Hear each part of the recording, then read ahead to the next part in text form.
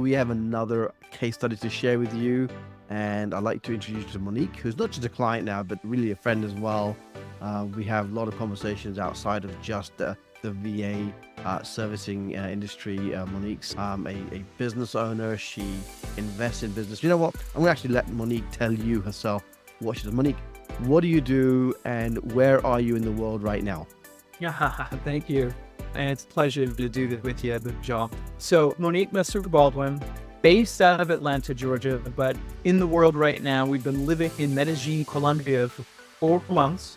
We found this city last year and lived in Medellin for 6 months. Even though we call Atlanta our base, I think we're in base camp for about a month a year. Other than that, we have been falling in love with various cities in South America. What do I do? My team and I, we buy small, profitable businesses that are in the trades, in the construction sector. We just added a construction business that's based out of New Jersey into the portfolio and profit. But we really, our sweet spot are business owners who want to retire, who are ready to sell, and really want a speedy closing without having to wait for months upon end for a buyer. In addition, we still run our private lending and home property acquisition business. My first focus is in business acquisition, but we still are in the real estate space. Great, thank you. Okay, I'm going to put you in a time machine and take you back to pre-delegation. What was business/life like then, and what led you to making a decision to hire to delegate/hire a virtual assistant? I'm older than I look. We using and building our business using VA in 2001, believe it or not. And we didn't really have any image of our business without team. And I say that because I had just come out of a corporate gig managing 19 people directly, and I had one assistant, and it was hell. When we decided to go all in, go full time with our real estate acquisition, we knew we needed a team. We knew we needed help. That being said, we had designed how our vision for running a business from the get-go to be able to really leverage the talent of team and to be able to look worldwide. It wasn't easy to do that in 2001, of course, but that was our vision. Great, thank you. So right before you actually started to work with us, were you already in the mode of looking for a VA, or what made you decide to, hire a VA through our company? Yeah. So because I'm older than I look, we've had experience hiring directly. We had experience hiring with agencies. We had experience hiring with recruitment firms who didn't manage or add support. They just found some people. And so we've been through quite a bit of different structures. I think it's fair to say, without exaggerating, we probably interviewed over 1,000 VAs coming from a variety of sources.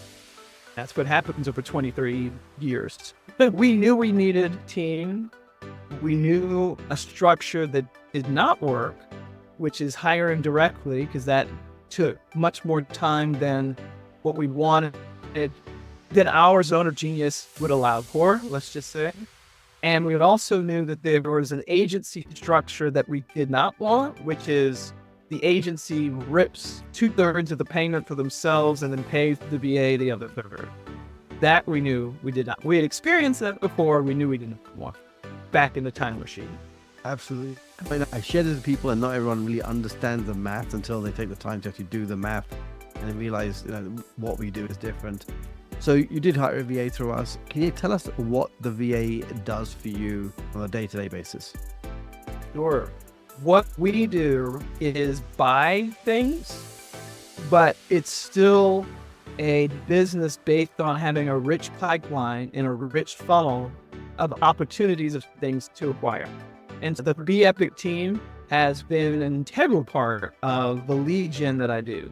That means looking for people who want to sell on various platforms, capturing the status of deals within our CRM, basically managing Monique to make sure the deals don't fall through the pipeline. That's the core of the work that the team does that I couldn't get done without. What's the impact been on the business? So basically, that's great. You've outsourced a bunch of stuff, but ultimately, I always think ROI is so critical.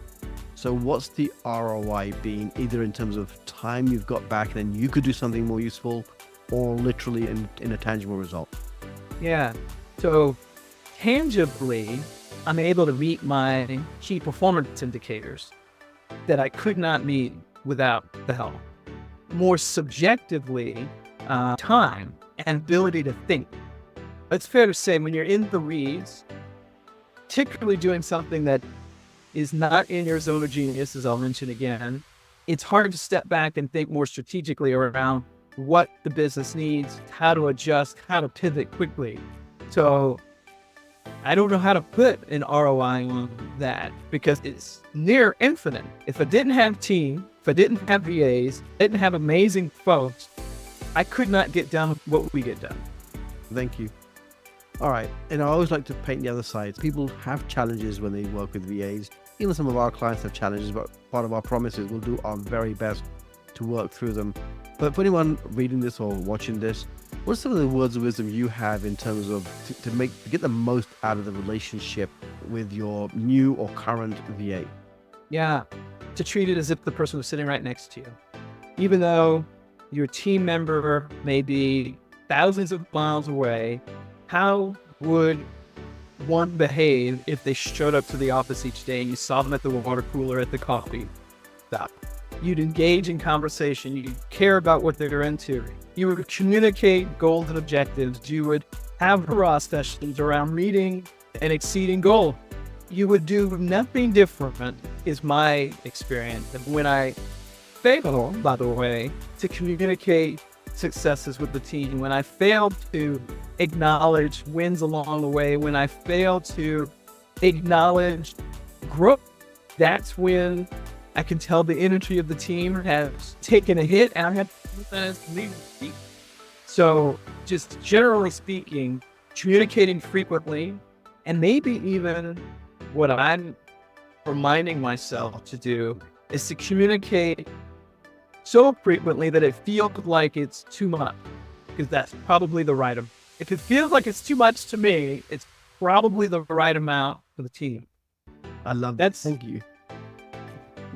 Second thing to add, I think this is important, giving the team permission to say, Monique, that's a phone you're suggesting. I love that. And I think it's important, right? Because sometimes when you hire a team member overseas, I use the word subservient in terms of they want to please and they don't like to challenge. But when we give them the permission, when we give them, hey, look, part of your role is to challenge, is to maybe push back or suggest alternatives, they're more likely to grow in confidence and grow into that role where they feel comfortable saying, hey, I don't think we should do that, even if they're wrong. And just accept, you know what? Thank you for bringing that up to my awareness.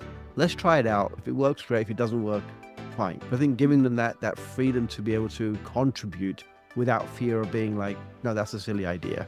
Let's wrap up. In 60 seconds, give or take, how do you articulate the experience of working with us, your VA, and ultimately the impact on your business? 60 seconds, okay. Or less. The experience has been made in just a few words. I have grown as a leader, so I appreciate that. And the structure in which VAs are paid, I could not speak more highly to. I appreciate that. And I also appreciate that the VAs that I've had on my team continue to get better and they grow, not only because of me being a wonderful leader, of course, not only that, but because of the support that your team, Vijal, provide.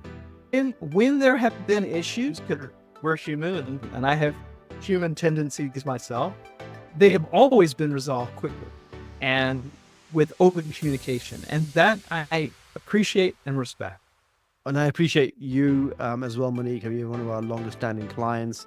And to me, working relationship is great, but I think it's what's so wonderful when that kind of crosses into friendship and professionalism, where we can say, hey, you know what, you're in Colombia, we want to come to Colombia, let's get together kind of deal. So I'm going to hold you to that. When you go back to Colombia, it's on our calendar, and our calendar keeps changing based on when you're going to be there. So I truly appreciate you and Mitch, and thank you for sharing. My pleasure. My pleasure. Bye now. Bye for now.